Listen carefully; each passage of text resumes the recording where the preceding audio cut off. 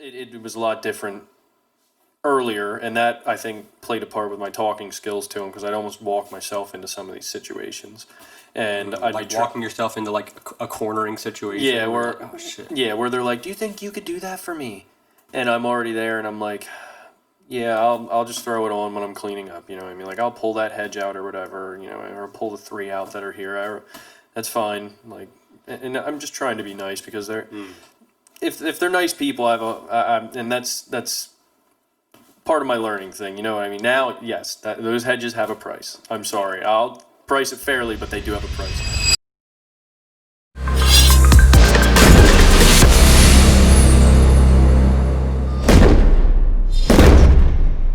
What's going on, guys? It's a Dig Deep podcast. I'm Sage. My name's Michael. Today, we're going to be talking about integrity. We're going to be talking about how things were for us when we first started our business compared to now, some of the things we've learned, specifically about how we dealt with customers, talking with tenants, and the ways we kind of cleaned up our act with some of the things we did that we found out backfired, didn't work in our favor. Just kind of that general subject there. Yeah, a little reminiscing maybe. Yeah. A little bit of talking about some things, how they once were, how they are now, how we want them to be. They once were. Yes. Little Pennsylvania Dutch in it. How Once they were. once were. Wait, that's a little bit. Heavy accent. You got an angry Pennsylvania Dutchman. He's getting crazy. But no. I know when I first started, dude. I had a very upbeat, like I was ready to kiss the person's foot. I was just so eager to get a job and to make a good impression and to kind of be this perfect person for people. And 3 years into it, I'm not saying I have a ton of experience under my belt with 3 years in business, but we're rocking, we're rolling.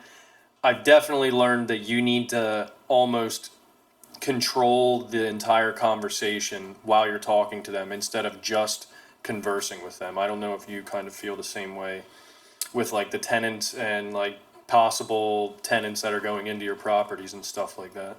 Yeah, the more areas that they could jump into a conversation, like talk about specific things, Yeah. the more opportunity you have to like lose the reins of the leadership aspect of the conversation. Yeah. Yeah, if a tenant's having an issue, let's say if it's something big or small, but let's say if it's something like their heat's not working, they this isn't every tenant, but if you give them the opportunity, they'll tell you how much it sucks. They'll tell you when it started. They'll tell you what they were making when it started. They'll tell you who was there when it started, how cold they are. And then you sometimes you even give them more opportunity. They'll say, is there any way that we could get this deducted off our rent? This, that, the more opportunity you have to give them to explain the situation in a non-productive way, the more opportunity they have to lead the conversation in any direction they want. So you kind of, like you said, it's a good point. You want to be able to be the assessor of the conversation, of the problem, but then also lead the conversation from point A to point B. Don't take a lot of detours in between. Yeah. Maybe one or two detours that don't affect you, just to build a relationship for, You got to be personable. Yeah, yeah, exactly. But if it's a tenant who has an issue with heat, get the key points. Don't take too long to think of a time in which you could come take a look at it. Like, make sure you have that pretty down pat. Like, okay, you'll be there tomorrow, or we'll be there within the next 2 hours, and we'll get that taken care of for you. Okay, sounds good. All right, great, goodbye. And then conclude it. Yeah. Make them.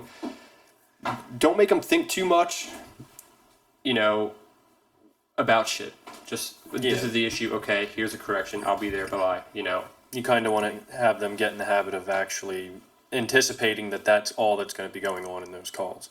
Mm-hmm. They're not going to call you just to be like, oh, well, or whine or whatever. You know what I mean? Yeah, definitely. They're not going to want to talk to you for personal reasons. Yeah. So like, how would that work for you, dude? Like when you have a guy or girl who wants a concrete patio, a 20 by 30 done. Mm-hmm. A 20-foot by 30-foot concrete patio. Big patio.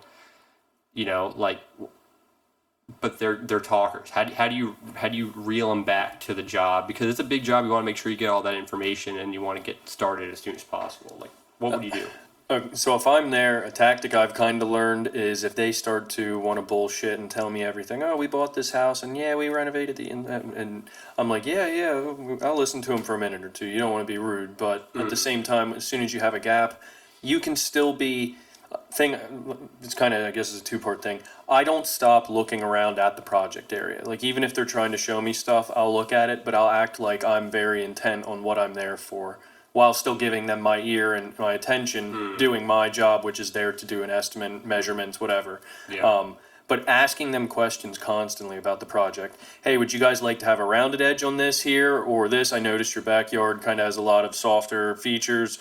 Do you want to square it off, or it might look nice? You know what I mean? And that'll almost draw them back into what I'm there for. I'm not there to talk about the renovation or how bad the flooring guy was or whatever. You know what I mean? You can kind of guide them while still making them feel like you're there, giving your attention to them and being polite and stuff like that. You know what I mean? Yeah. Constant questions, just directing them. You know? Yeah, and I'll say, dude, that was much different for me when I first started. When I first started, I was the punching bag in the worst way possible. I didn't have any lead in the conversation, wasn't able to dictate where the conversation was going. Yeah. That was a combination of me being very young, starting when I was pretty much 21, and also not knowing how to do this stuff in a professional level. Yeah. Those two things, and you're talking to a 45-year-old guy who doesn't give a shit about you at all, just wants his shit fixed. He already thinks you're a punk because you're his tenant and he's older than you. I'm his landlord, yeah. Or yeah, landlord, sorry. Yeah, so it's already difficult. So yeah, that's a difficult thing to do. I was being thrown around just from subject to topic to subject. Hey, do you mind if we do this too? You know what, that actually reminds me of something else. I noticed this thing was wiggling. Is that something that I take care of, or is that something that you take care of? The trash man didn't come yesterday. Are they supposed to come today? I left the trash on the ground, if that's all right. I just kind of put it in a bag. Hopefully they take it. Anyway, and it's like, dude, I was just trying to ride the wave until I could get to the end point of the door, and then I'm like, okay, goodbye, and I just walk away. Sit in your car and reflect on everything they threw at you. What do I even need to do now? You know what I mean? I don't even know if I'm here to do anything or if they just wanted to complain about stuff, So, yeah, compared to that to what it is now, I come in there, I'm just very, I'm not the best. I'm not the best at it yet, but I'm much better at it than what I used to be. But it's much more related to the specific thing they're having a complaint about, assessing that, steps moving forward, goodbye, maybe a little laugh here or there, some very small show talk. them you're not a robot. Yeah, or a serial killer or something.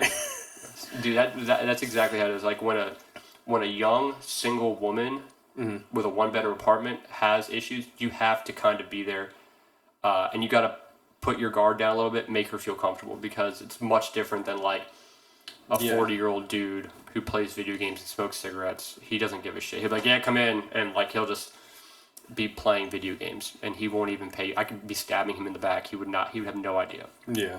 But a woman, 28-year-old, 24-year-old woman, she's like this, dude. Just, maybe not that intense. Unless you break the... Yeah. I gotta go in there, smile, hey, how's it going? Whatever her name is, Yeah.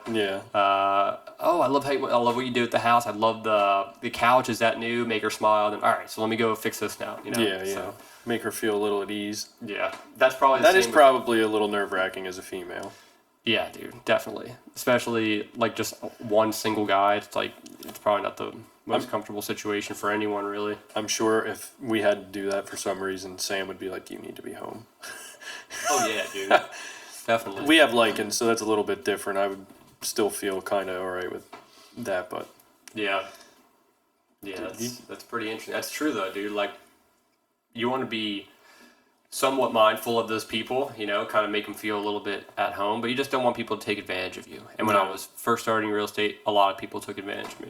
A lot of people. Yeah, dude. Even as a contractor, it's tough because I want to be fair when it comes to my business. You know what I mean? I'm not there to nickel and dime people. Should there be times where I maybe charge people more than what I do for little tasks and stuff?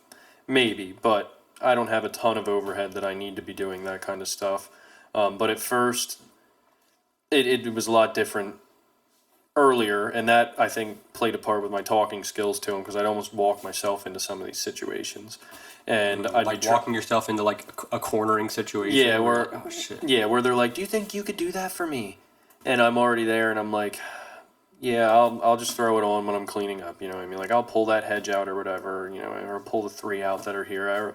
That's fine. Like, and I'm just trying to be nice because they're if they're nice people, and that's part of my learning thing. You know what I mean? Now, yes, those hedges have a price. I'm sorry, I'll price it fairly, but they do have a price now. Yeah. But that before I was doing a lot of things that I could have put a good bit of extra money in my pocket for, just because I didn't know how to talk to them about it. I was almost scared to talk. Okay, well, if I do that, that's going to cost this much because I didn't have any of the background on how to like defend myself with my prices. Like Yeah, you didn't know the pricing. No, And now I- the more you've done it, you've assessed prices for pretty much everything. You know, Yeah. like probably I can imagine when you walk into like a job site, you just see like a dollar sign, dollar sign, dollar sign. It costs this much, this much, this much. You're probably like adding it all up in your head more or less. you Yeah, know? usually if I have the size of the patio, I can pretty much tell you what it's going to cost. You know what I mean? But that's still part of, you need to go out and look at the site because I've already looked at houses where there's zero access except the driveway because the whole house is recessed down below the road, and there's no nice way. You're going to be destroying the whole yard, backing your truck around to the backyard to dig stuff out. So like all of that stuff then that's not a regular patio. That's not me pulling my truck up to the curb line, putting a few pieces of wood down, or just driving on the grass and dumping my buckets of the soil, dirt, whatever, into the dump trailer, taking it, or backing the Yeah. Peterbilt right up, It's not whatever. as easy. No, it's not cut. It's not as cut and dry. But before, yeah, I had no idea, dude. Everything I started with my business, I was like doing for the first time, pricing jobs out for the first time. I had rough ideas what they cost. Yeah. Talking to people about having to do add-ons when you had no idea, and my biggest fear was looking like an idiot or somebody being like, "Hey, you're that like that's bullshit. Like that price is ridiculous." And I'm like, what? Yeah. I thought that's roughly what it should cost, and that's not a good answer. That's not a professional answer. Yeah. You look like a fucking hack if you're like, well, that's just what I want for it. You know what I mean? Yeah. At least if I'm going to tell them something, I want to be like, look, it's this much. It's going to take me this long. I charge this much an hour. So if it's taking me half an hour, I'm giving you half my hourly rate. It is what it is. Like if you don't want me to do it, I won't do it.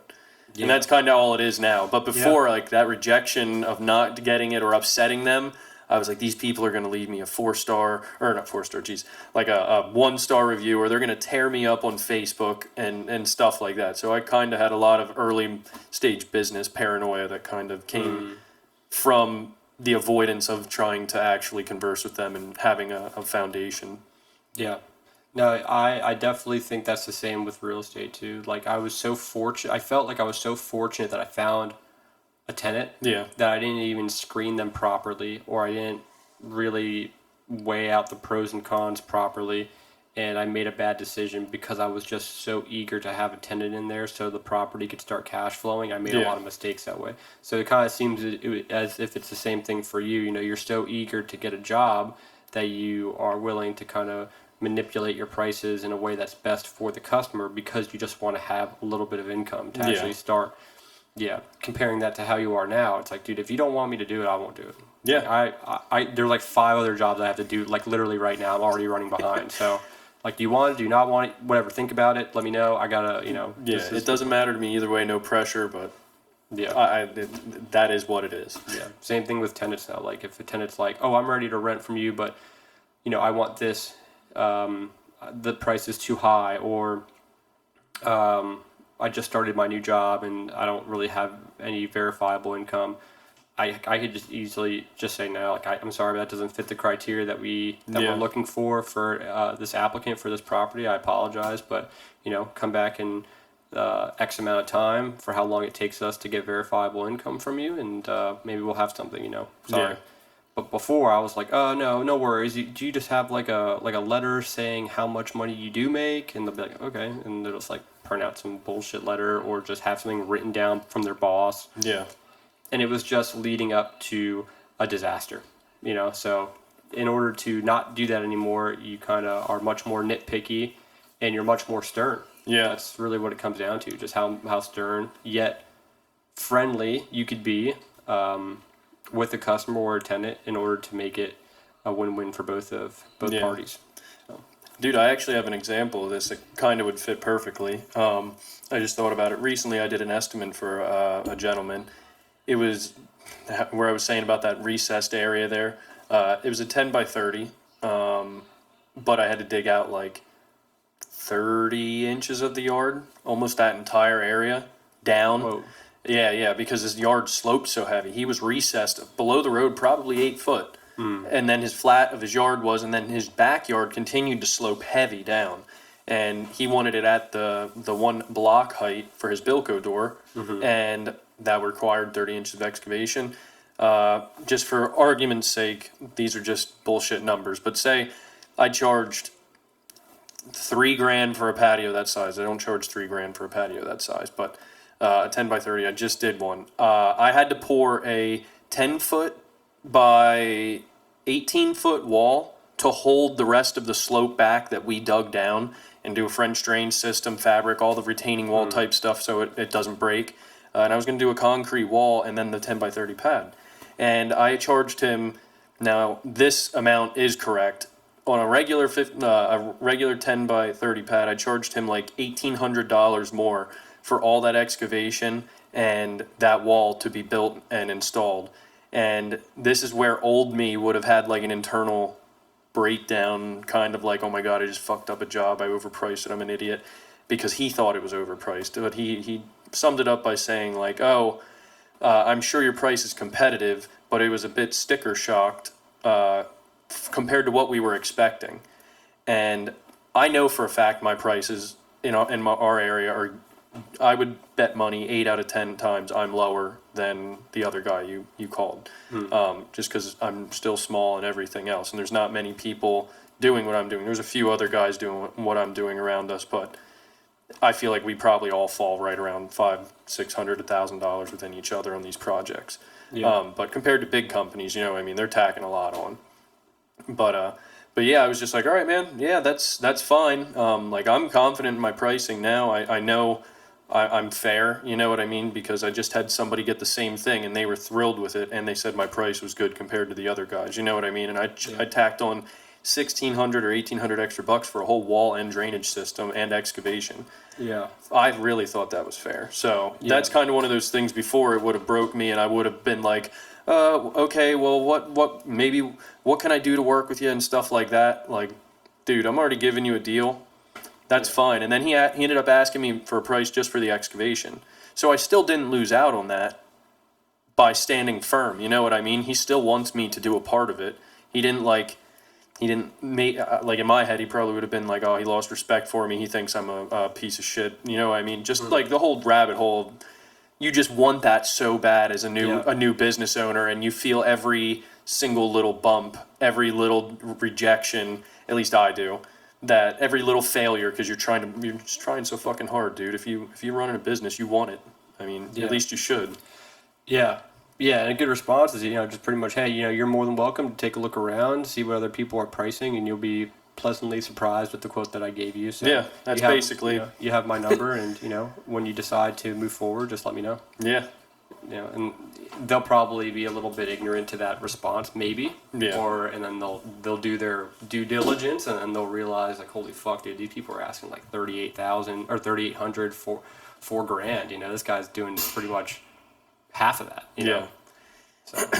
Yeah, you definitely want to be competitive, but I mean, you gotta stand your ground talking to people, keep in that direction, because once I learned how to do that unlocked a whole different level of confidence for me with everything that I didn't have before. And I mean, every little bit you can build on, you have to. Yeah. Yeah, I had I have an apartment or a home for rent at the moment that I'm just kind of compiling a bunch of applications at the moment, but some people are so persistent, they'll call. Like, I had one person. The worst is when they call, then I don't answer, and then they immediately call again. You ever have people that do that? They go call, hang up, okay, and they just hit redial and they call again. I had a person that did that like every day for like the past like week, calling like 2 or 3 times a day, leaving voicemails. And I just kind of tell him like, hey, whatever his name is, let's say his name was Joe. I said, Joe, we have your application. We will review it just like everyone else's. And if you fit the criteria, we'll give you a call as soon as possible to set up a viewing. And before, I wouldn't have done that. Before, I would have been, okay, yeah, we'll show it to you. Like, I'll show it to him no matter what, just to keep him quiet. But now, typically when people are calling all the time like that, they're usually not qualified. So I just say, hey, we will let you know if you're qualified. We will let you know if you fit the criteria. And if you do, we will set up a viewing. I will reach out to you. Before, it was like, I reached out to everyone. Yeah. I was always reaching out to every single person who inquired, not even putting an application in, just inquired about the property. I would reach out to them. I would give them a reason to come view the property. Now I could give a fuck less if they. There's so many people that want to rent right now. It is incredibly high. Yeah. Of a pool of people that want to rent. So as long as you have a fair market value of what your rent is, and the property is in good condition and it has no issues, Yeah. and you feel morally comfortable renting it out to someone, and the price reflects that, you have all the power. You have all the leverage. You just have to pick and choose, be patient, find the right one, good credit score, this, that, and the other, and go from that avenue. Based on the last podcast we talked about, when you interviewed me about real estate, people could go back to that, where there's kind of a criteria that you want to follow, like good credit score, physical appearance, the way they speak, even some subconscious things that you could kind of tell, like looking them in the eye and kind of seeing how they, just kind of getting a sense of who they are. You could make a lot of really good gut decisions, along with a lot of actual physical evidence to make a good decision. So that's kind of one of those things. But my question to you is, do you ever worry that people are not going to pay for jobs? Like, if I go, hey, I'm Sage, you're the customer. Yeah. I go, hey, this is going to be $6,000. We require half up front. Yep. And the remaining half upon completion. Yeah. Pending any other issues that we may or may not have, depending on how, if we hit like a big boulder, pulling that out may, whatever. Yes. Like, okay, yeah, here's $3,000 now, $3,000 the rest of the job. Okay, great. Like, do you ever think like I'm worried that I'm going to do all this work, complete the job, and only make $3,000 from it? Like, do you ever have that worry or that little thought in your head at all? No. That's mainly because I know when I leave, in my head, that they're going to be happy. And I mean, there's been one time where I haven't gotten paid, and this goes to the being able to actually converse with people part. I did everything in my power to explain to this fucking idiot. Like, I'm sorry. I did everything I could to explain to this guy why his porch, now that I built a new porch square with his house, that his walkway that was like 60 years old is not perfectly square. It didn't come perfectly straight into the center of where it needed to be. Like, I lined everything up to where it had to be at, squared it off of the property like I'm supposed to do, and the walkway was off kilter from how it should have been ran.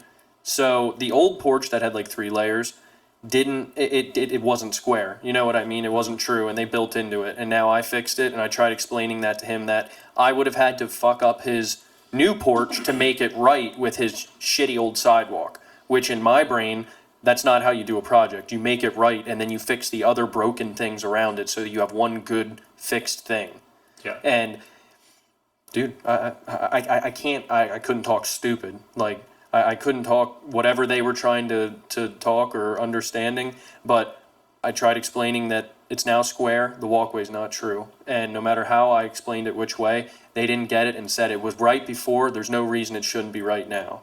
And I said it wasn't right before, it is right now. And that's why you're seeing this problem. I said it's like if you fix something on your car and it was supporting something else that was about to break. Now you fixed it, it's running hard again, and it breaks that other thing.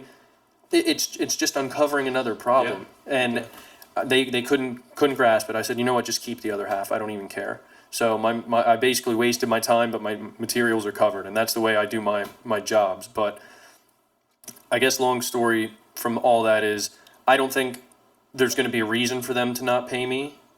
and if at the end they try and say that there is, I'm going to know there's not because I did everything that we talked about on our estimate. You know what I mean? Every job description's broken down, and yeah, I don't know, man. I kind of screen customers too. Like, there's been people that have asked me to come out and take a look at stuff, and I would either get back to them and tell them like, hey, I don't think I'm going to be able to do that, or I don't feel comfortable doing that, blah blah blah, whatever my reason would be. I just tell them I don't want to proceed with the project just because of how they are. Because somebody calls you and they're like, yeah, we had 7 other guys come out and we didn't hear back from any of them, and then you go and you look at the project and they're talking about something that looks perfectly fine that they're bitching about, or like, nitpicking everything. Yeah, I'm a lawyer, and yeah, we had some other guys screw us, and another contract. Like, when people say a contractor took 20 grand from me, that is A red flag. that is a very big red flag. Like, yeah. I'm hearing one side of the story, and if he took 20 grand from you, there is definitely more to that whole storm that I can tell from a distance. You know what I mean? Yeah. I don't want to be wrapped up with anybody who's in a fucking legal battle with contractors. I want to do work for nice people that trust me to come in, do the job for them, because I'm going to give them a high quality, proper, as much effort as I can put into a job, and as perfect as I can make it. Yeah. And I have very high standards, so I haven't had anybody be upset with any of the jobs that I've done so far. And the one that I did have somebody complain about wasn't my fault. The stain didn't stick. And I spent like 4 fucking weekends there in a row, grinding, sanding, using chemicals, trying to get this stain out for them. And I didn't make them pay for anything. I restained all of it and got it all good, and they're fucking thrilled. And that lady was so happy, dude. She was so happy. She's like, you could have easily ignored me. You could have just told me to pound sand because you can't warranty this or whatever. She's like, but you have integrity, and you came back and you worked on this, and Yeah. it made me feel good. You know what I mean? I did what I was supposed to do as a contractor and treated the customer right. She Yeah. paid for a job to be done right. It's got to be done right. Yeah. And if you don't uphold that integrity, you're only hurting yourself. Those 4 weekends probably put my name, at least I like to think this way, you know what I mean? That 4 weekends of effort that I put in and fixing my wrong, even if it wasn't my fault and it was the chemical or it was the product, she's going to tell everybody now, like, go with this guy. He did a great job. There was a problem. He came back. He fixed it. It's great again. We love it. Yeah. Yeah, man, that's a good point. You know, the word of mouth, especially when you do things right and you do things beyond what you're supposed to do or you are intended to do because of having integrity and having some goodness in your heart, that goes a long way. That's like the biggest selling tactic, dude. You know what I mean? Back in like the 50s and 40s, people would just make some bullshit, lie about specific products, and get people to kind of get confused and buy things. Nowadays, it's not that simple, dude. Like, you actually have, in order to sell yourself, you actually have to be of a quality stature and actually do something that's worth talking to people about. Yeah. Because with the internet and word of mouth through the internet, it's like almost impossible to get ahead. If you're a shiesty person, dude, you will find out. Oh, yeah. You'll find out way quicker than you even expect. Dude, it's still scary for me because there are, like, I've seen people get on blast that I know do good work. Yeah. On Facebook, on community pages, on all that stuff. Yeah. And it's like, dude, like, they post pictures and they're like, this is this and blah, blah, blah. And I mean, there was like a blemish or two, but the way this person explained it, it was the worst patio. They were the worst people. And I know for a fact this company wasn't a bad company. You know what I mean? Something happened during this whole process. Either they didn't get back to her quick enough, either they didn't react to her complaint quick enough that, and I mean, maybe they didn't, dude. This is just me judging by their character and reputation that I don't think this is how it would have went. But somebody went on Facebook and was like, they suck. I wouldn't use them. And then I continuously see this person saying that on other posts that people are like, hey, does anybody recommend a concrete guy, or does anybody recommend this? I wouldn't use this person. They text me or message me if you want to hear why and shit like that. And it's like, fuck you. Like, this is okay, you didn't like what happened with them, But you're like, what if they have a daughter or a son or a wife or somebody that's like really fucking relying on this rather than like a perfectly healthy family where the wife's working and if something happens, like there's no good way to ruin a person's business. Well, the only caveat to that would be if the guy really fucked her over. Yeah, And yeah. me personally, I would make it a point to really fucking Yes. tell everyone if someone did a really bad thing, really screwed me over. But obviously, we don't know that. But you know? yeah, that's the tough thing, dude, and that's where I mean, like, people don't always have integrity, like the contractors do, and this is where me just speculating. If maybe they didn't respond quick enough, act quick enough, see it, and she just was fucking instantaneously expecting something, and now that they didn't respond to her or deal with her the way that she wanted to be dealt with, now it's on blast. This is horrible. They didn't even have a chance to fucking fix it. Yeah. You know what I mean? Some of those big companies, Yeah. they get a lot of inquiries, a lot of messages, a lot of shit like that to have to Yeah. deal with. But Yeah, and like, depending on what this lady thinks is terrible, it may be different between one or other, like one Yes. person to the other. So like, I was thinking when it comes to concrete and stuff, when someone has like a curb job to do and they're like in a really dense part of the city, Mm-hmm. you know, curbs could get fucked up pretty quick. I could imagine Oh, yeah. people could ride up on them and break them, and it only takes one vehicle to do that. You know, so you know maybe they did like a curb job and like the curb broke. That's why, like, you see in a lot of like inner cities, like when we all went to New York. I don't know if you looked at the curbs in New York City, but they all have metal on them. All the curbs have metal on them. oh, really? Yeah, they have like this big piece of angle iron that goes on the top of the curb. It's the whole part. It's the whole curb. So like Yeah, yeah. they build the curb and then they put this metal thing going above it and then going down. It's all one singular piece. It's just curved. They cap it. Yeah. So, you know. But yeah, who knows, dude? Like, what if that customer? What if the owner of that company went, you know, hey, you know, given the situation of where you live, it would be best to do that, to cap that curb just because you don't want to have it. And they're like, nah, that costs too much money. And then it breaks, and then they shit on them. It's like, dude, well, then that's kind of fucked, you know? Yeah, well, that's what I mean. I can't verify that this guy didn't fuck this lady over. You know what I mean? This is all me. Just like, I know this company's been around a while, and I've seen a lot of very good things said about them. Yeah. And then this one lady flips out and is now probably the one customer they didn't want that's gonna follow them around like a fucking like, I don't know, follow him around Yeah, forever, just like a saying damn bad shadow, shit. dude. Yeah, just spreading hate about him just because she can't get over something or didn't give them the time or whatever the case may be. Because if she was a pain in the ass to work with, maybe they tried and she made it even harder on herself by being a bitch. That's a good point. Yeah, because now that person got an X on her back too. Yeah. That's a great customer not to work with. Yes. You know, that's how it is with tenants. You know, like when I tell a tenant that, you know, hey, I'm sorry, but you know, the application was given to another, the residence has been given to another qualified applicant. I apologize, and they like, oh, that's bullshit. Blah blah. Why is that? I gave you everything you wanted. You said you'd let me know, and now all of a sudden you're telling me that I can't get it. That just solidifies that I made a good decision. Yes. I go, oh, okay, well, that's great that they're acting like an immature child, because God forbid, what if they had an issue, I rented to them, they have an issue, and they act like that towards me in person, or they do this to me all the time. It's like, okay, great, I made a good decision by not picking that person, you know? You want to know what's funny? That one guy that didn't pay me, I found out later by the Lower Paxton Township Authority that he is on a blacklist of people to never help. Yeah. They tried to put a figure. free sewer line from his foundation out to the road, and he had a fucking fit about it. Just was flipping out. They ended up condemning his house to make him do it. Whoa. Yeah, and he was like, after that, he was on a shit list. Dude, it's a free brand new sewer line. That's like a $20,000 job there because of how deep everything is. It's all shale. It's like the worst digging you could fucking do. Everything's falling on you. Like, it's terrible. I was in Lower Paxton with Dolly for 3 years before I stopped. Yeah. Dude, it's terrible. I hated it there. The only benefit was it was close. Everything is deep. The water table's high. It's wet. Water table's high. Fuck, no one, dude. no one knows what that means except you. Dude, it's freaking wet. Water table's high.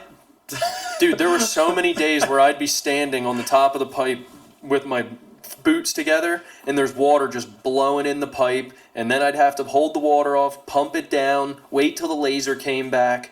Dude, it's just, when you have to work in a high water table, you're constantly pumping, dragging pumps, or you're constantly cleaning the laser off and readjusting shit. It's just miserable. Yeah. And then when you add shale onto that, shale, whole sections of walls fall. And I mean, you're in shoring, dude, but it's terrifying when the fucking whole wall peels off right in front of the box and just boom, and water and mud and everything. What's up, Vespacito? But mud and all that stuff, dude, just blasts you in the face. It gets in your eye. Like, adding water to any work site, I don't want to be on it. Yeah. Unless it's coming from a fountain into my mouth. Yeah. Then I would want to work there. Yeah. But put it on the ground or mix it with get going, dude. Mix it with mud or whatever, man. I don't want any part of it. You're fucking bootying me. He's like, look at this thing that I got here. Dude, it's just my ass. park it. But yeah, man, that's a good point, man. That's a good point. You know, if you would have known that this person was on a do not work for list by Lower Paxton, your decision making would have been a lot different, you know?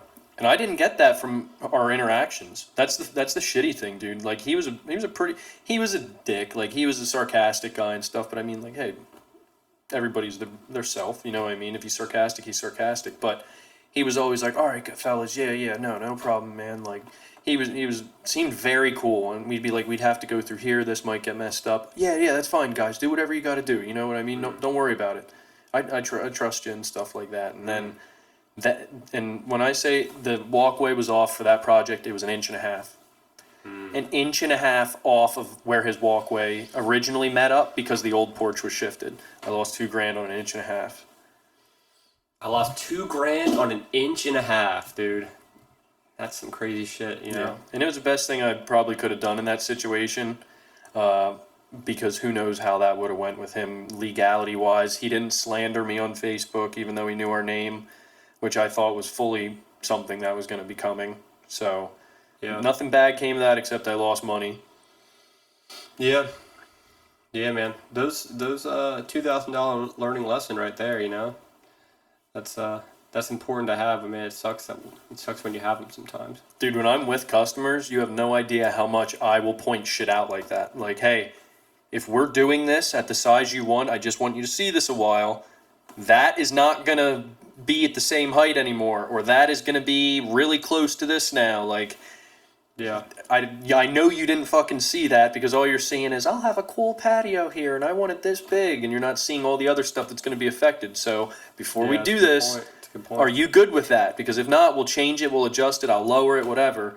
And sometimes you'll catch people, oh yeah, I didn't even think of that. Yeah, we have a sprinkler line there, or yeah, we're planning, we wanted to do this. I'm like, all right, yeah, well, that ain't gonna fucking work if we do this. Or, oh yeah, we have our like, people already almost had me do it over their well caps because they forgot they were in like the area and shit. And I obviously wouldn't have broke it or anything because they would have painted it out when I did the PA1, but it's like, how the fuck don't you remember that? Like, I found one because I lifted a little fake well off of the well cap, and they failed to tell me that. And I'm like, well, I guess it makes sense they put a fake well on the well, but they never mentioned anything about that in this whole patio. And then they're usually we don't end up doing it around it, or there's a big circle around it or something. You know what I mean?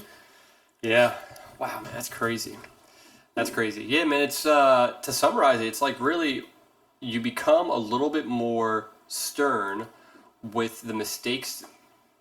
You become a little bit more stern with how you react to customers and speak to customers because of all the mistakes you've made. Yeah. And it makes you a better person. But all in all, when you start, you're going to be making a substantial amount of mistakes. But treat those mistakes as learning lessons. You know, if I didn't get screwed over by my first tenant by by evicting them and having them trash the whole place and screwing up the whole thing, I wouldn't have learned the valuable lesson of screening tenants better and qualifying tenants prior to showing them. So even though he fucked me, it was a substantial learning lesson to make me a better real estate investor and landlord. And if that customer didn't give you a $2,000 bill for being 1.5 inches off, you would not have learned to be way more meticulous with customers and explaining them how things are going to change when you add specific things to a project or so on and so forth, you know? So that's a really good noteworthy thing to take, you know? Treat those issues as priceless learning lessons that you will never be able to get any other way except through this avenue. Yeah, Yeah. through pain and frustration. Yeah. Yeah, It burns a certain type of brand inside of you that yeah. you're pretty avid about not letting it happen again. But yeah, dude. That's a positive way of thinking about it. You know, like if you're getting fucked over by something and you're like, dude, this guy fucked me over. I've never had anyone screw me over like this. You just put that in your itinerary of things that could potentially happen, and then you adapt and you change how you do quotes or do specific jobs moving forward because you've learned that. But that's how you become the best possible entrepreneur of whatever business that you're doing. I also feel like those instances you can plan on dealing with a situation all you want, but until you're dealing with it, that say you're writing a clause for your contract or something like, oh, I have a clause if the concrete is this thick or whatever, if there's rock after this many feet or whatever. Mm-hmm. You're immediately going to know how to revamp that area that you weren't sure about after you go through it. You know what I mean? Yeah, so they're almost like unlocking answers to things that you're just guessing on. Yeah. Yeah, that's a really good way of thinking about it, dude. I never really think about it like that. I just started.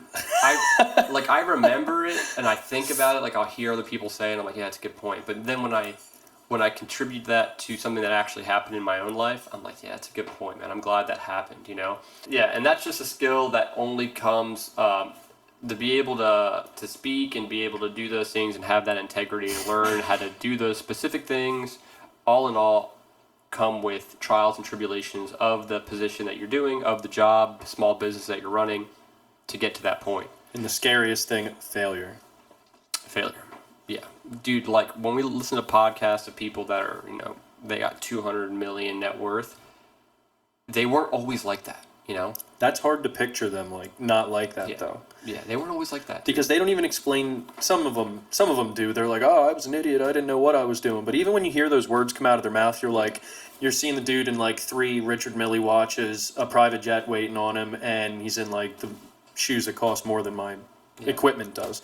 Yeah, that's why I love and he's this like, I struggled one time, and I'm like, what, struggled? Lift your fucking wrist up, bud? Like, come on now. Yeah, and I'm glad that I'm getting that information from them, but at the same time, that's why I love this podcast so much, dude, because people are watching us now, and then when we do these update videos, we talk about where we are now, and Sage now got an excavator. Sage now has a spot, a pole building that he built, that he has as a separate entity for his building, you know? Okay. I talked to the guy about that, dude. Yeah. I'm keeping it rolling. Yeah. He's working on estimates for me. I'm so excited. Yeah. And then like when we're I don't even know what episode we're in right now, maybe like episode 8 or 9 on the YouTube channel. Yeah. Once we get to episode like 1000, like just imagine we could just capture this and then capture episode 1000. Like, what difference is it? Dude, it's our life a week at a time, man. It's cool. Yeah, man. It's like taking one of those pictures of your kids each day till they're 18. Did you ever see those videos people put together? We'll slowly start seeing Vesper just get grayer and grayer. I didn't even see him there, dude. I thought he walked out. No, he's making sure the camera's staying there, I think. Guard cat. Yeah, man. So that's what I love about all this stuff, and that's why I love having these conversations with you, man. And I'm just glad that we're doing it, and I'm glad that we're giving people the content that they deserve. And I'm just really excited that I'm able to continue to do this and continue to hone my craft and make mistakes with you and get better at doing this. And heck yeah, dude. Only time will tell, you know. That's what it's about. Vesper knows. Yep. But heck yeah, man. I think that about wraps it up for everything. Sounds good, dude. Thanks, guys, so much for watching. We appreciate you all. Thank you. Yep, dig deep. Hey, guys, thanks for watching the Dig Deep podcast. It would mean a lot to us if you could go to our platforms, Apple Podcast and Spotify, YouTube, obviously. Give us a rating, good, bad, anything. This is what helps us get everything out. This is what helps us kind of spread the word and achieve the goal that we're trying to get by reaching out to anybody that needs us. So please, we want honest, real feedback. Like, comment, subscribe on YouTube, all that good stuff. Our merch store, the Dig Deep Podcast.myspreadshop.com, and our Instagram is the Dig Deep Podcast. And then, of course, we have our email as well, which is thedigdeeppodcast@gmail.com. You could send us questions. We would love to incorporate questions that you guys send us to the podcast. We'd like to mention people by name, and we want to learn from you guys and hopefully teach you guys as well. So yeah, as always, guys, keep digging, and we'll see you on the next one. Thanks so much, guys. Take care.